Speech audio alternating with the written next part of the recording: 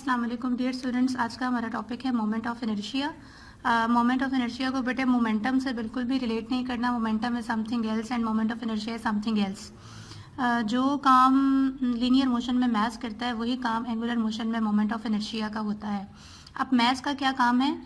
Mess basically किसी भी body के अंदर जो इनर्शिया मौजूद है उसकी क्वांटिटेटिव मेजर को कहा जाता है। तो जो काम बेसिकली इनर्शिया का है वही काम एंगुलर मोशन में मोमेंट ऑफ इनर्शिया का है। तो इसको हम स्टार्ट करते हैं। This is basically the product of mass of the particle and square of its perpendicular distance from the axis of rotation। अब मैंने इसमें प्रोडक्ट का जिक्र किया है, तो प्रोडक्ट का बेटे मतलब जो है ना वो ना तो क्रॉस प्रोडक्ट है ना ही स्केलर प्रोडक्ट है। It mean simple product, simple multiplication, आम ज़रब जिसे हम कहते हैं। और मैं आपको बता चुकी हूँ कि मल्टीप्लिकेशन के लिए एटलीस्ट दो चीज़ों का होना ज़रूरी है। तो वो दो चीज़ें कौन कौन सी हैं? आपने प्रोडक्ट लेना है, एक है mass of the particle, particle के मैस को मल्टीप्लाई करना है किसके साथ? Square of its perpendicular distance from the axis of rotation, यानी कि एक्सिस ऑफ रोटेशन से लेकर उस बॉडी का जहाँ तक मैस है तो उधर तक का जो फासला है उस फासले का आपने स्क्वायर लेना है। फॉर एग्जांपल अगर ये मैंने स्क्वायर बनाया हुआ है, अगर आप देख सकें तो इस सर्कल ड्रॉ किया हुआ है। इस सर्कल का सेंटर जो है सेंट्रल पॉइंट O है और यहाँ पर ये बॉडी जिसका पार्टिकल जिसका मैस M है ये मौजूद है। इन दोनों के दरमियान का जो फासला है ये बेसिकली परपेंडिकुलर फासला है और हम इसे R कहते हैं। तो मोमेंट ऑफ इनर्शिया डिस्क्राइब करने के लिए मैं क्या करूँगी, मैं इसके मैस को M को R के स्क्वायर के साथ मल्टीप्लाई कर दूंगी। इसको हम मोमेंट ऑफ इनर्शिया कहते हैं और इस मोमेंट ऑफ इनर्शिया को कैपिटल I से शो किया जाता है। अब according to the SI units, इस मोमेंट ऑफ इनर्शिया के यूनिट्स हम निकालें तो मैस का SI यूनिट है kg और R का यूनिट है मीटर, तो this is kg metre square. Now इसकी डायमेंशंस अगर लिखना चाहें तो kg की डायमेंशन होती है कैपिटल M और जो मीटर है उसकी डायमेंशन होती है L, तो दिस इज ml स्क्वायर। और ये याद रखिएगा बेटे कि जो मोमेंट ऑफ इनर्शिया है that is a scalar quantity, इसकी कोई डायरेक्शन नहीं होती, इसका सिर्फ और सिर्फ मैग्नीट्यूड होता है। अब हम चलते हैं सिंगल पार्टिकल के लिए मोमेंट ऑफ इनर्शिया निकालने। सिंगल पार्टिकल का मतलब है कि ये एक ऐसी बॉडी है जो सिर्फ एक ही ज़र्रे पर मुश्तमिल है और इस अकेले ज़र्रे का जो मैस है वो सिंगल M है। तो मैं इस बॉडी जिसका मैस M है इसके ऊपर एक फोर्स F की लगाऊंगी, तो ये फोर्स के लगने से ये जो पार्टिकल है ये दायरे में घूम जाएगा। अब हम जानते हैं from the second chapter last article torque कि जो टॉर्क होता है वो किसी भी बॉडी में घुमाव पैदा करवा देता है, किसी भी बॉडी के स्ट्रेट पाथ को टर्न में बदल देता है। तो according to Newton second law F is equal to ma, यानी कि M का मैस हो F की फोर्स लगे तो एक ही एक्सेलरेशन पैदा हो जाती है। अगर मैं इस मैस M को किसी रॉड के ज़रिए इसके सेंट्रल पॉइंट O से कनेक्ट कर दूं तो इसका मतलब है कि ये जो मैस M है ये एंगुलर मोशन में चला गया है। अगर ये एंगुलर मोशन में है तो इसकी एक्सेलरेशन लीनियर नहीं हो सकती बल्कि इसकी एक्सेलरेशन एंगुलर होगी। तो इस लीनियर एक्सेलरेशन को एंगुलर में बदलने के लिए हम लोग रिलेशन यूज़ करते हैं A is equal to R alpha. A की जगह पर आपने बेटे यहाँ पर R अल्फ़ा डाल देना है तो F का फॉर्मूला आ जाएगा mR अल्फ़ा। ठीक है, ये तो आ गई फोर्स। अब टॉर्क का जो जनरल फार्मूला होता है that is moment arm into force, यानी कि मोमेंट आर्म और फोर्स का आपस में मल्टीप्लिकेशन। अब फोर्स हमने जो मालूम किया that is mR alpha. Moment arm क्या होता है? परपेंडिकुलर डिस्टेंस है एक्सिस ऑफ रोटेशन से line of action of force तक का। तो इन दोनों के दरमियान का फासला चूंकि R है तो हम यहाँ पर R को मल्टीप्लाई कर देंगे, तो torque is equal to mR square alpha. अब हम अभी पढ़ चुके हैं कि जो mR स्क्वायर है that is equal to moment of inertia I, तो मैं यहाँ पर इसकी जगह पुट कर दूंगी I, तो torque is equal to I alpha.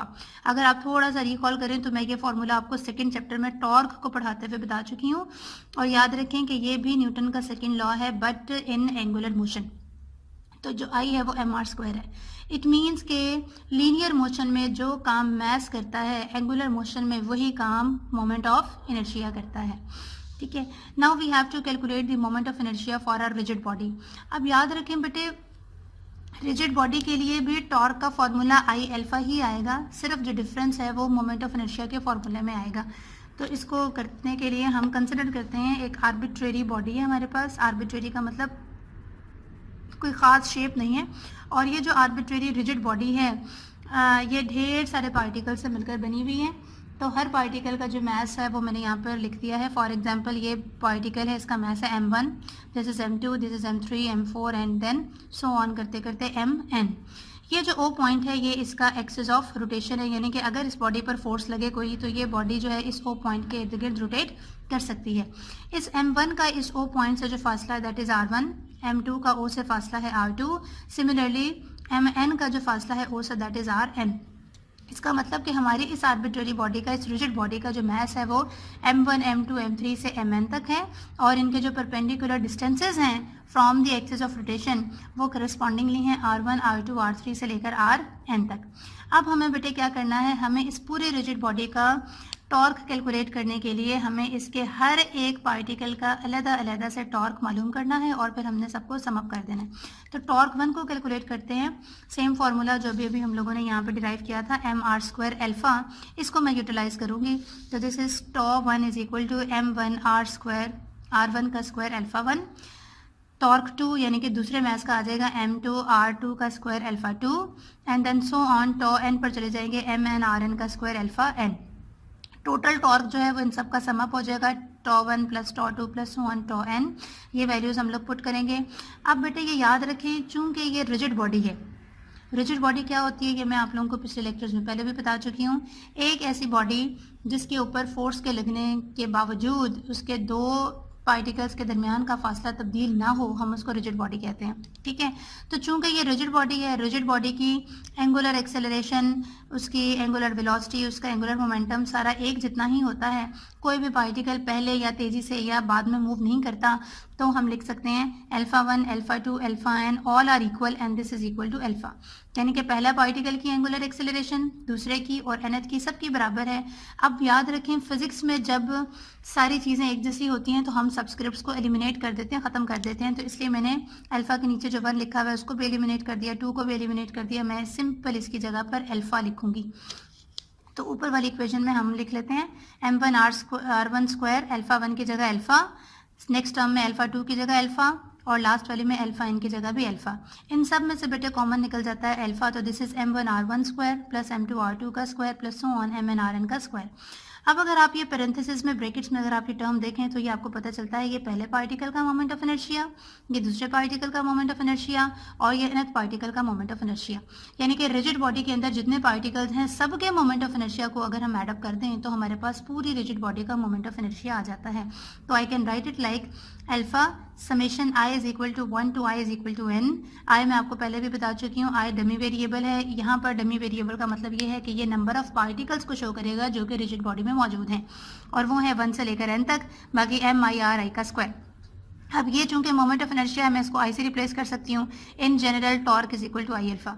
तो कहने का मतलब सिंगल पार्टिकल का और रिजिड बॉडी का जो टॉर्क है उसका फॉर्मूला सेम है, that is I alpha, but जो प्रॉब्लम आएगा या जो हम कहते हैं डिस्टिंक्शन आएगी वो मोमेंट ऑफ इनर्शिया के फॉर्मूले में आएगी।